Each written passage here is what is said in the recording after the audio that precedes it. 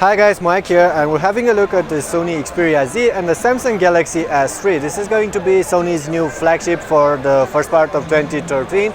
Well, this is a rather old device right now. It was launched many months ago, and it will be replaced soon by the Galaxy S4. But until then, let's have these two side by side. You're going to notice that the Galaxy S3 is actually more compact than the new Xperia Z.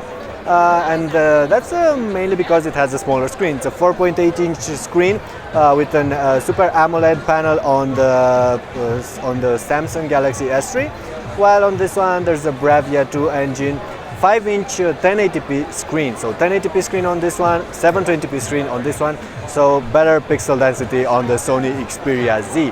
In terms of hardware, both are running on quad-core processor. But this is a quad-core S4 processor, while this one is an Exynos processor from Samsung. 2 GB of RAM on the Sony, 1 GB of RAM on the Samsung, 16 GB of storage, and of course in both cases the storage is upgradable via micro SD. Now in terms of ports, you're going to notice that on both of these devices you're going to find a volume rocker and this button, which is the power button.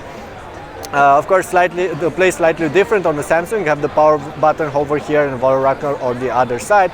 Of course, you're also going to have USB ports. You're going to have a headset jack and all the other goodies. But on the Sony, you're going to notice that most of these ports are covered by flaps, and that's because you can see here this is covered by a flap, and that's because this is waterproof. In order to get it waterproof, they had to use these flaps covering all the ports. They could be annoying when trying to use them, but otherwise the device looks very good. Now in terms of build quality, you can see that this feels sturdy. Plastic on the Samsung and glass on the Xperia Z. This is in black. It's going to catch fingerprints like crazy, as you can see here, but it's also going to be available in a couple of other colors as well. Here on the back you have cameras, 8 megapixel camera on the Samsung and a 13 megapixel camera on the Sony Xperia, and of course a new sensor on the Xperia. And this allows the camera on the Sony to offer you a couple of extra features. For instance, you can shoot HDR videos, while on the Samsung you can only shoot HDR stills.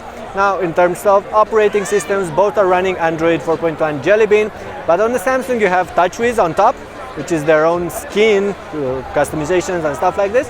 While on the Sony you don't really have a lot of customization. It's pretty basic experience, just a couple of preloaded apps. Okay, those are most of the things I wanted to tell you about this too. Of course, a more detailed review is needed and will be available in our channel in a couple of months. Right now the Sony is scheduled to be released in March. We don't know the prices, but probably these two are going to be pretty much on par in terms of prices, although the Samsung Galaxy S3 is older, so it's still probably going to be cheaper in stores.